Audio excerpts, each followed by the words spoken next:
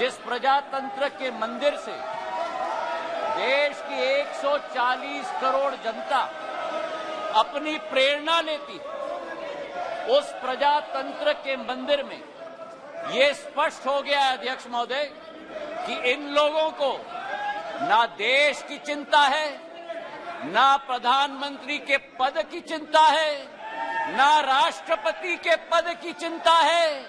इनको तो केवल अपनी हैसियत की चिंता है।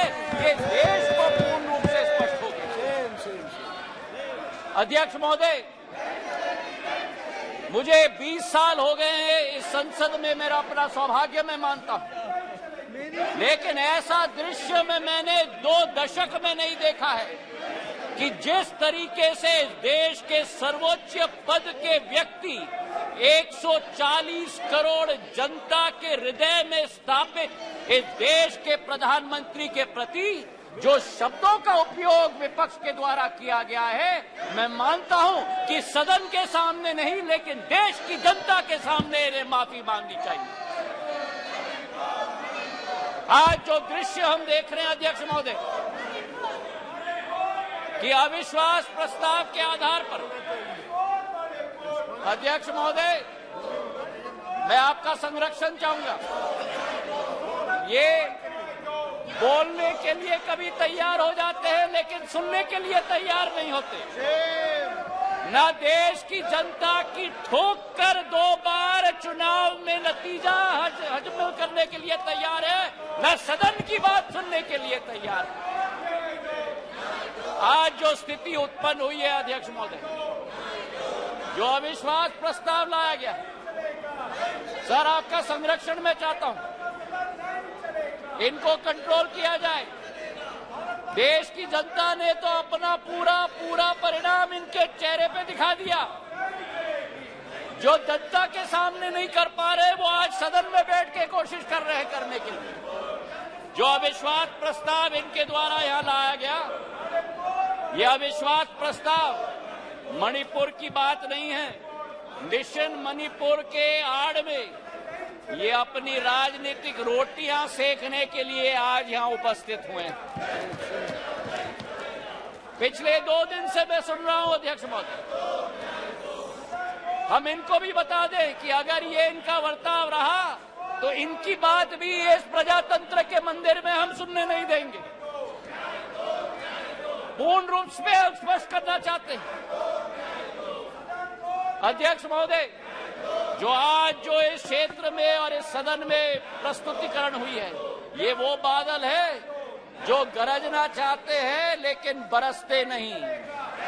ये वो बादल है जो चर्चा में रहना चाहते हैं लेकिन चर्चा सुनना नहीं चाहते। अध्यक्ष महोदय, आज अध्यक्ष महोदय ये अविश्वास प्रस्ताव जो लाया गया है, सारे आवश्यक विमर्श एक तरफ रखे गए हैं और इनकी हट एक तरफ। हमारे देश के प्रधानमंत्री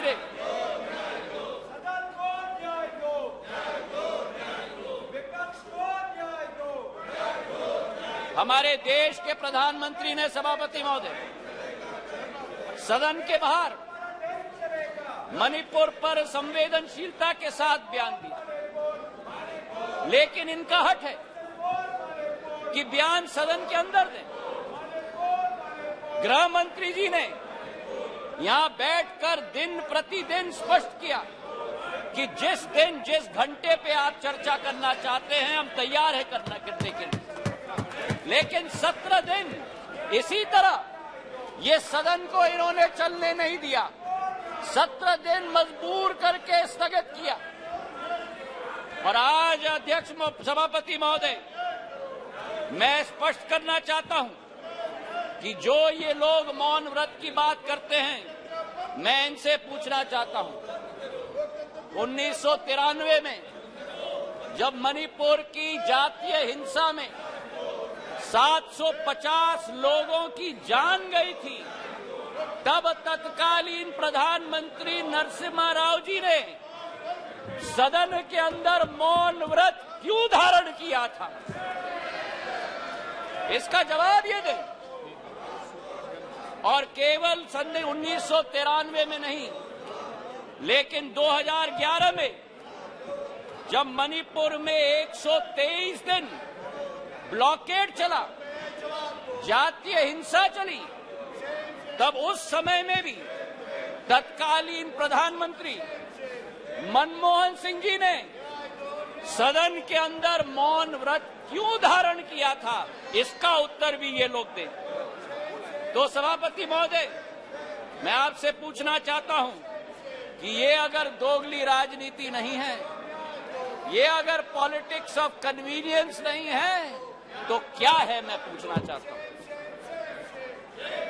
आज सभापति महोदय, लोकतांत्रिक व्यवस्था पर मैं इनको भाषण नहीं दूंगा, लेकिन जो इनकी अवसरवादी सोच है उसका पर्दाफाश पूरे देश के जनता के समक्ष में रखना चाहता हूं। ये जो समूह है I.N.D.I.A.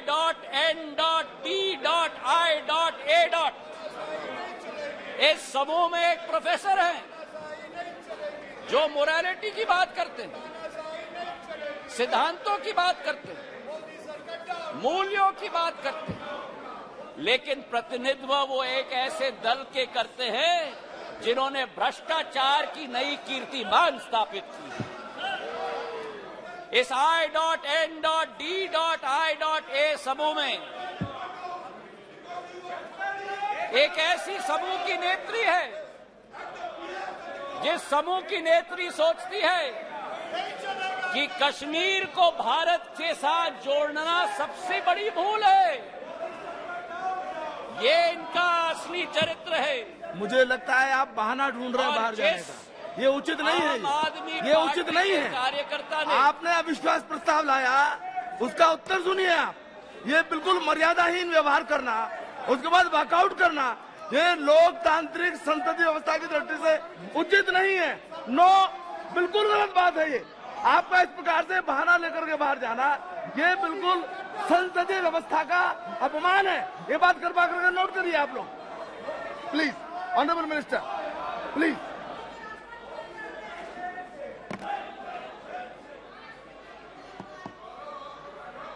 सभापति महोदय, देश की जनता ने इनको बाहर का दरवाजा दिखा दिया है। अब सदन से भी स्वयं बाहर जा रहे हैं।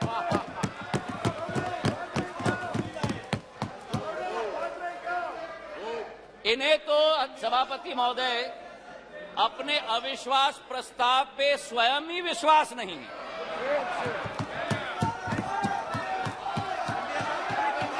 सुन लो, धैर्य रखो और सुन लो। इतने उत्तेजित मत हो।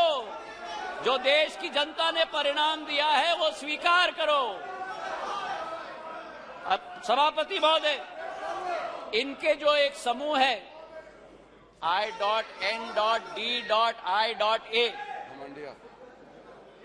घमंडिया समूह, उस समय में समूह में आम आदमी पार्टी के कार्यकर्ता ने स्वयं यूपीए सरकार पर 2G और कोल स्कैम का PI लगवाया, और आज कांग्रेस का हाथ आपके साथ।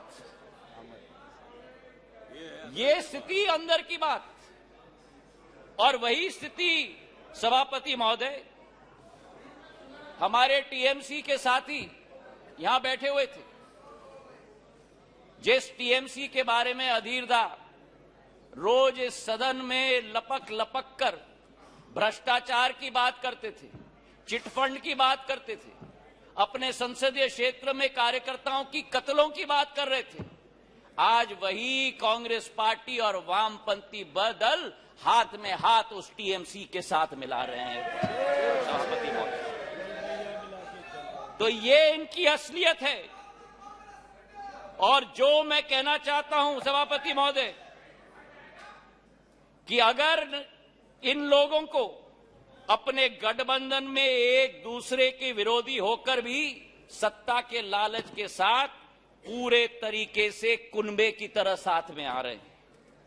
आरजेडी और जेडीयू की बात करें, लालू प्रसाद यादव जी पर जो रोजगार का आरोप लगाया था, जमीन पर रोजगार का एक्ट का आरोप लगाया था, वो जेडीयू के वर्तमान के अध्यक्ष ने स्वयं सीबीआई को सबूत अपने हाथों से दिलवाया था, और आज दोनों हाथ में हाथ मिलाकर चल रहे हैं।